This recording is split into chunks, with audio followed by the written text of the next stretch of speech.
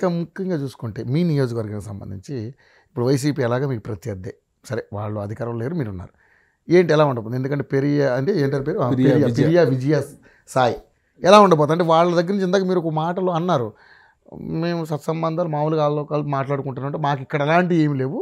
So వాళ్ళ YCP వాళ్ళని అడిగినా కూడా మన గురించి మంచిగానే మాట్లాడతారు అనేది కూడా మీరు. కానీ ఏంటి మరి ఇప్పుడు ఎలక్షన్ కాబట్టి కొంచెం కాస్తంత మీ మీద వాళ్ళు బురద జల్లే కార్యక్రమం చేస్తూ ఉంటారు, సో మీరు కూడా అంతే విధంగా కౌంటర్లు ఇస్తూ ఉంటారు, ఏంటి ఎలా ఉండబోతుంది?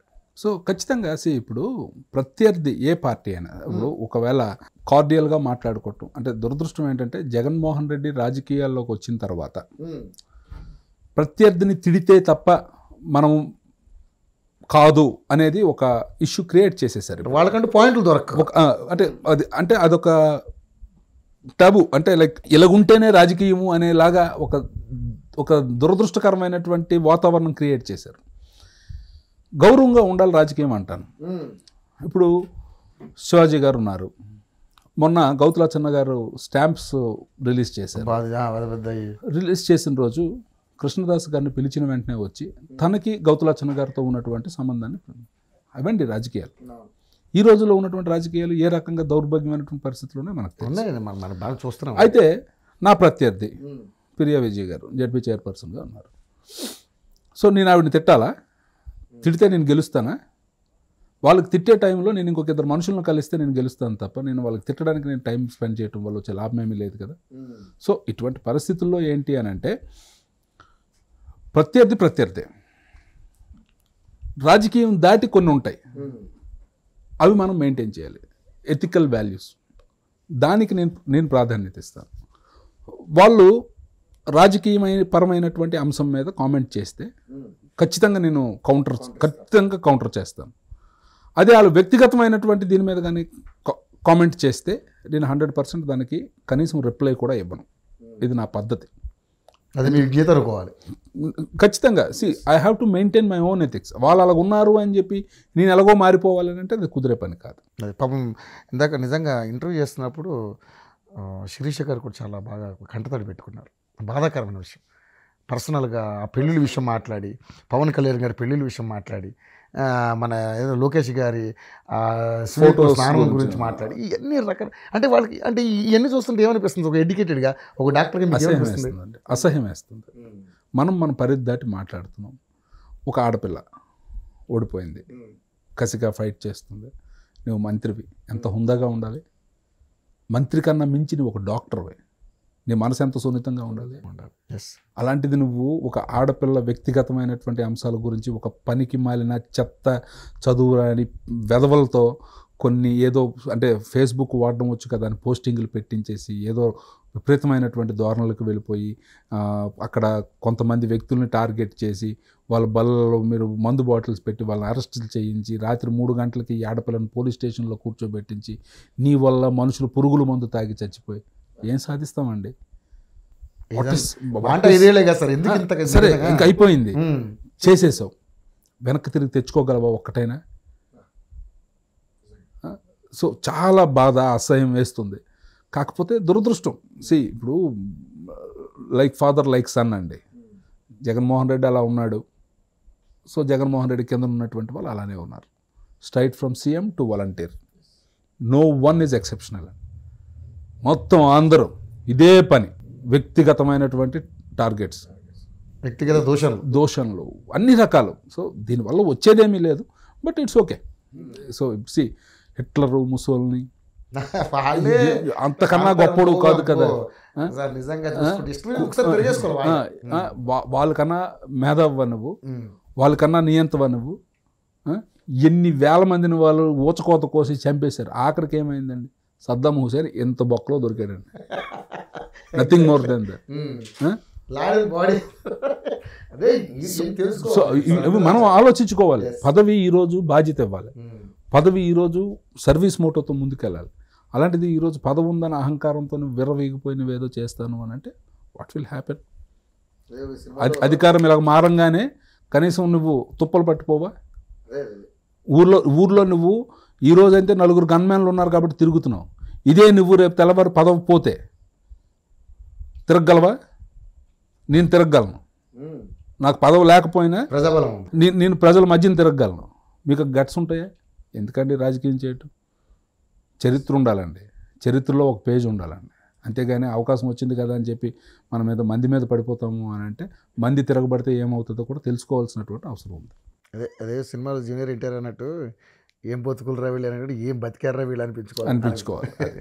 మీరు 2014లో కావచ్చు 2019లో కావచ్చు మీ సామాజిక వర్గం కళింగ వాళ్ళు ఆ కులస్తులందరూ కాబట్టి మీకు మంచి సపోర్ట్గా ఉన్నారు. ఆ సపోర్ట్ ఇంకా అలా కొనసాగుతుందా? మీ గెలుపుకి మళ్ళీ వాళ్ళే కారణం అయ్యే అవకాశం ఉందా? ఇది మంచి క్వశ్చన్ అండి.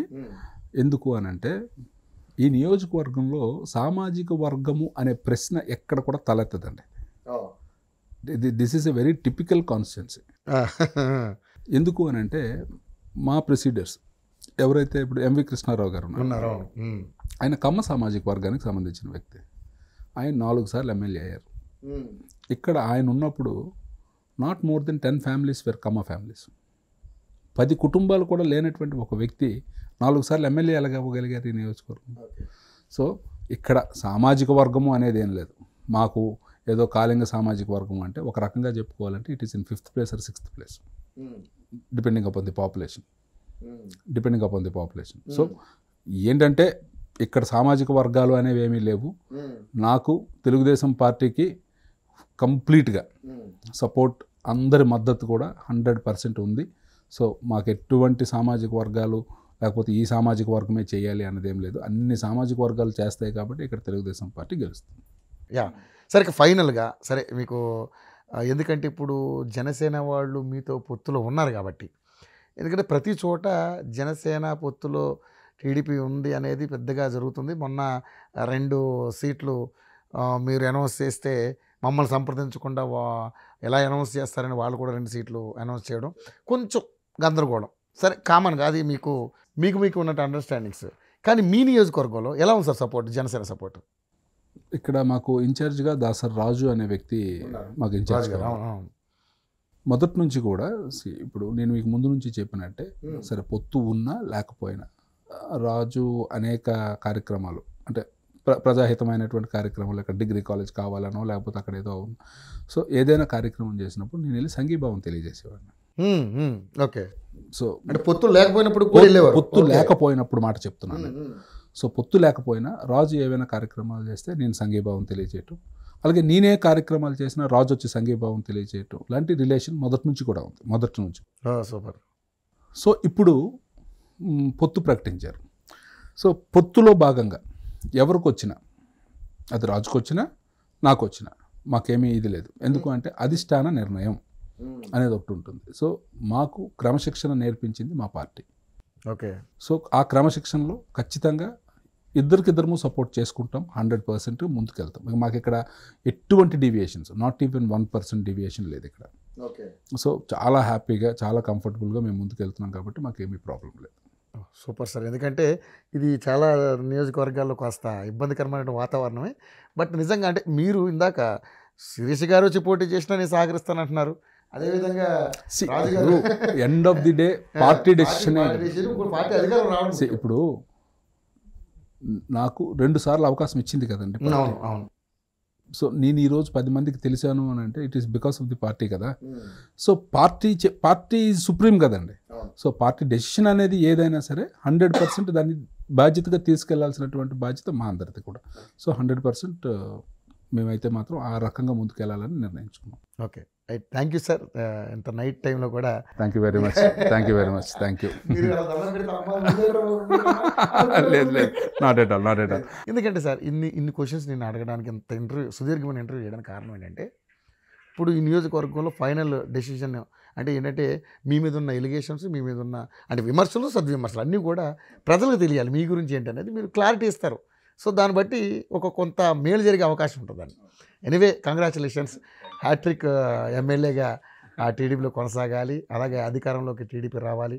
మీరు ఏదైతే అనుకున్నారో మీ నియోజకవర్గానికి ఏం చేయాలనుకున్నారో, చేయాల్సినవి ఏమున్నాయో అవన్నీ కూడా అన్నీ చేసి ఈ ప్రజల మద్దతు ఇంకా ఎక్కువ కూడగట్టుకోవాలని మనస్ఫూర్తిగా ఏఐటీ కోరుకుంటుంది.